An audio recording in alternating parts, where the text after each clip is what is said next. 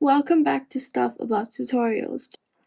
Today I'll be showing you how to change the user icon on your MacBook.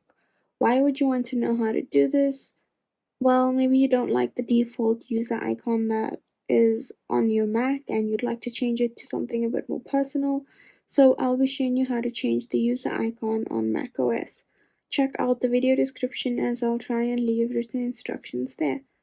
So let's get started. You're going to go into the Settings app, and you're going to scroll to find the users and groups option, which is over here. So then if you click on that, just click on the icon of the user that you'd like to change. So if I click on this icon, then I can basically change to any emoji that I want, or I can choose a photo from photos, etc. And then yes, I'm just gonna click on this emoji